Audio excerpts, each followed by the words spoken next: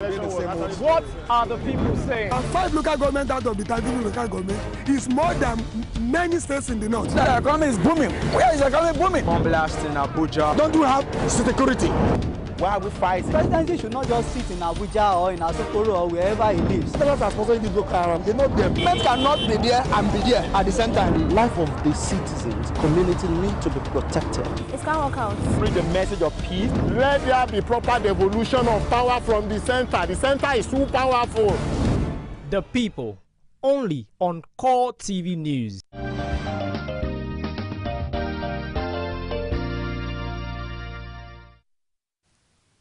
Thank you very much for being there with us on Core Digest. And we're still talking about the next governor of Lagos State as it relates to the endorsement of Akinwumi Ambode, the Accountant General of Lagos State, by Oba Rilwan, former by Oba Rilwan Akiolu.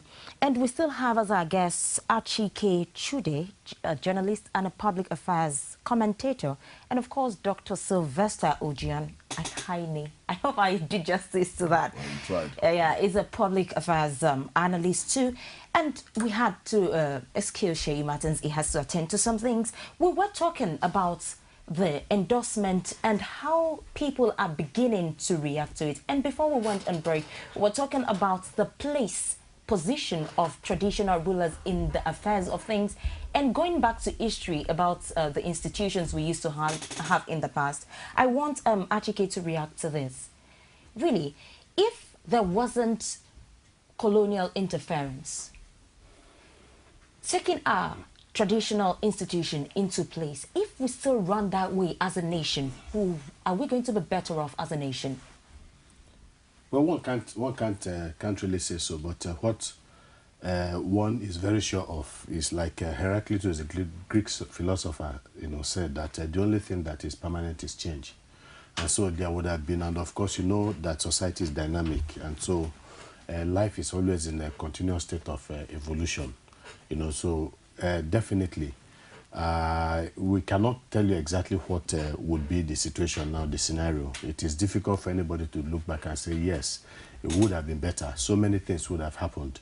You could have had internal rebellion even within those kingdoms you're talking about.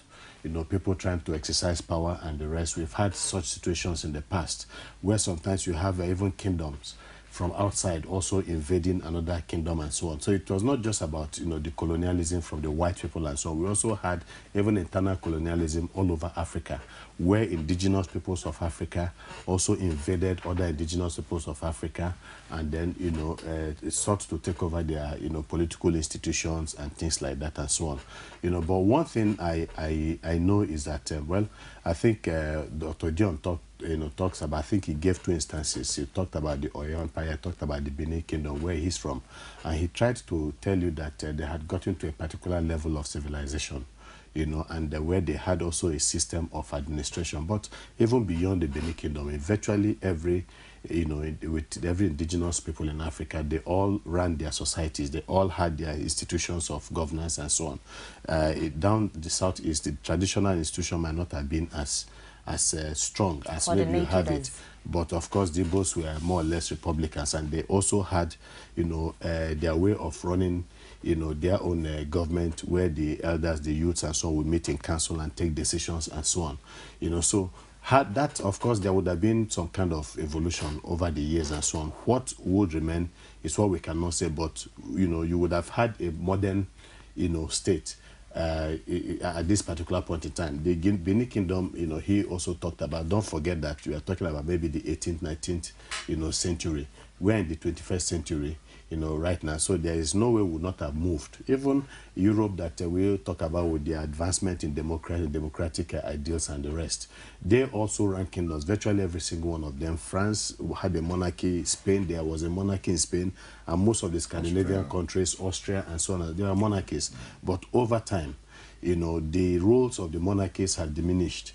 And then you now have what you have, and there was a historical, trajectory really, where you now have the people themselves actually determining the direction and the fate of governance, where, again, some of these institutions are still there, but in most cases they are more or less symbolic, you know, in all over Europe, and even in Britain, where you have maybe the strongest monarchy, perhaps in the whole of Europe, but to a very large extent, it is ceremonial. Let's get back to Lagos State. We take a report where people have reacted to the comments of the Oba endorsing Akinwumi Ambode as the next governor of Lagos State. And after this report, we'll get back to the studio for your reactions. Residents in Lagos await the 2015 elections. The successor to Governor Babatunde Fashola is strategically being contested for. Within the APC, so many interested candidates are already working their ways into the hearts of power brokers in the state to emerge as flag bearers for the party. The suspense may have been cut short as the paramount ruler of Lagos, Rilwan Akiolu, publicly endorsed the former County General of Lagos to succeed Fashola. Vice Chairman of the All Progressives Congress in Lagos, Funsho Ologunde, says the general public should disregard the statements, saying the paramount ruler is only speaking for himself and not on behalf of the party. The Oba of Lagos is not a member of the All Progressives Congress of Nigeria. So the Oba of Lagos spoke his own personal mind at that occasion. And I hope people will take it at that. Because if the APC Lagos State has a position, it is not the Oba of Lagos that will talk on our behalf. We have our accredited leaders who have the mandate to talk on behalf of the party. Public affairs analyst Biodun Aremu says the traditional ruler has lost his relevance and has just posed himself as a party apologist. What is the productive role of an Oba in every community? That is the point to start with. But rather, Oba became agent, you see, of every successive government to exploit and repress the people. There is 5% allocations to the office of the traditional rulers. These are funds that could have been very useful to provide for education, to provide for health. An Oba is simply a parasite. An Oba today, any Oba today, in any place in Nigeria, is simply a parasite, because there's no single thing they are contributing to the economy. The Oba statement is even null and void, because one, if Oba is a card-carrying member of the party, Abi, he will only have a vote. So that's why I say it's a meaningless statement. You see, because for those who are in the party, they will just say that, okay, when we are now going to vote in the party, so let's see the Oba now. That is the issue. So that's why I say it's a non-issue. You see, the Oba should just simply have been quiet and be enjoying the patronages that all of the Obas be enjoying it. Meanwhile, opposition party PDP feels the same. Obas are expected to be father of all political parties. I think he's worthy to be on that throne, you know, because, I mean, for him to have publicly do that when the party has not even conducted its primary shows that he's playing somebody's card anyway. He raised issue as to indigenship. For all I know, Ambode is from Ondo State. The father is an Ondo man. He taught me in primary 3, Christ Church Primary School in Epe. Talking about, because he made reference to somebody that the father is from Ewekoro. Then it means Kabiyesi need to be lectured as to where Ambode father comes from. As the 2015 elections approach, the expected intrigue surrounding emergence of candidates shows how much democratic the Nigerian society has become. Olajumoke Olatunji, Core TV News, Lagos. Thank you so much, Olajumoke Olatunji, for that beautiful report. Now you heard that report. You've heard the reactions of people. Let me take it from the last person who spoke. He was even questioning the origin of Ambode. My question to you, Dr. Sylvester, is, should origin matter when it comes to political positions? Well, it's not a straightforward answer. You know, you have to look at it from 2 ways. When people talk about, you know, citizenship, you know, they make often reference to America, a society of immigrants. Nigeria is a society of indigenous people. And so, for you to have a generalized citizenship, is going to evolve over time. But what people seek to do almost immediately is to say wherever you live, you can exercise your rights, to vote and, and all of that. We have not evolved to that level. All the ethnic groups in Nigeria are territorially confined. You can talk about the Yorubas in the southwest. You talk about the Edos in the Midwest. You talk about the Igbos in the southeast. You talk about the Fulani, Hausa Fulani in the north. We talk about the Thieves and the Idomas in the middle belt. And so Nigerian is a country of indigenous people. We must always take that into consideration. But of course, again, if you look at Lagos, the evolution of Lagos is a big difference. But of course, the Yorubas, claim Lagos. They claim Lagos? They claim Lagos, because, the Benis were there. We know the movement of the Aworis, right from Isheri up to, under the leadership of Ogufumire, up to where they are today, some settle in the Badagry Aziz, and the rest of them. You have the Eguns and the rest of them. So, in a way, if you look at the settlement pattern in Lagos, since since the 14th century or thereabout, you cannot really say, you can identify the core groups, the Aworis, the Benis, the Eguns, and other Yorubas who came in from the hinterland, to the coast. That is what it is. Do you think everybody would agree with that history? Well, I mean, history itself is contentious. It's contentious. But these are some core facts about Lagos, about Lagos. And so these people constitute the core indigenous people of Lagos today. You can't even refer to the Benis as the Benis, in Lagos. Because they bear Yoruba names, they speak Yoruba, and they have acculturized with the dominant culture in this part. The same thing with the Aworis, the same thing with the Eguns, and the rest of them. So they constitute the indigenous people. And that's why you see, when they talk about internal politics here, you talk about the fact whether you are from Ikorodu. Ikorodu was not part of Lagos before. Ikorodu was a separate kingdom.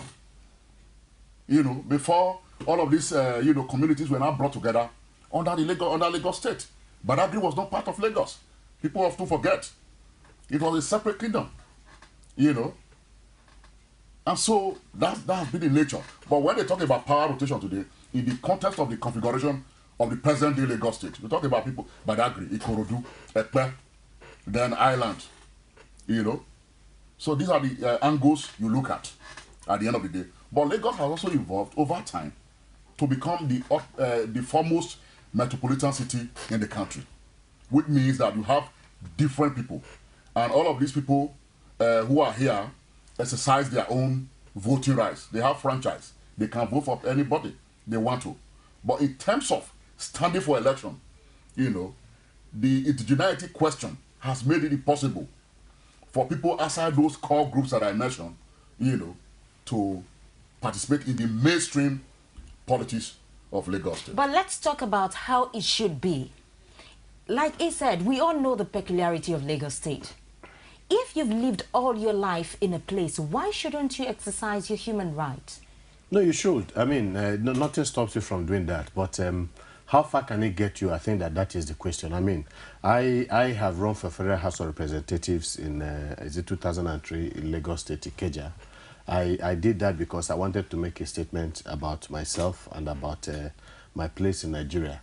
And if I had been in Sokoto and I was so disposed, I would have run for the same position or perhaps any other position in Sokoto. Maybe because of the kind of person I am and the way I take Nigeria, I believe that we need to test the waters in this country, not from a negative perspective. You need to, also assert yourself as a citizen of this country wherever you find yourself. But like I said, you can make that effort. It is your right to desire something as long as it is lawful, and then to do whatever it is to actualize whatever ambition you have within the confines of the laws of this country. But again, he talked about the ideal situation, and that is why he was also talking about the United States and so on. And he said over time, and that is what is going to, really happen ultimately. Through industrialization. Yes, over time. You understand, people have to work on it. There must be a conscious effort. And then also the fact that over time people would also get to expect get to believe that, look, you have played your part in this place. You should therefore, whatever you want to aim for, you need to aim. You can aim for those things, but we must also recognize that as long as some of the factors he talked about are still in place, the issue of indigenization, really, and then the fact that you have settlers, who have come into Lagos and the rest over time, some of these things will go down. Some of these influences will reduce, and once that begins to happen, you're going to have people who begin to look less at where they are coming from, but more at where they are, what they can do wherever they find themselves. That should be the ideal situation. But do not forget that Nigeria is still in evolution. And again, today's Nigeria is actually different from Nigeria of 20, 30 years ago. I always say this. Nigeria seems to be much more fractious, much more divided today than at any other time. And you have to hold the political elites responsible for this division that is taking place in the country. But if we had worked hard at unity, I mean, look at some of the things that we had put in place, in the country over a period of time. There was the issue of, you have the issue of, federal character, the issue of educational disadvantaged states and so on. At the time that they were conceived, it made sense, okay, yeah, let's see whether we can bring, the rest of our brothers and sisters that are lagging behind us, let's see whether we can bring them, up to our level. But after about 20, 30, 40, 50 years, and that has failed, they begin to question the basis for continuing such practices or such policies, because it has not done the country any good. What it does at the end of the day, that it causes a lot of disadvantage to people who are qualified and who can actually, play much more positive roles in the development of the country than those who, cannot. So these are some of the issues, that we've had to contend with. Some have conceived the opinion that we are beginning to have a more educated electorate. And considering the peculiarity of Lagos, talking about electorates now, we've heard so many names for the governorship position. We've had Femi Gbajabiamila, Ganiyu Solomon, Kuforiji, Muiz Banre, and many of them, even Onitiri Abiola, that is a woman on the platform of Accord Party.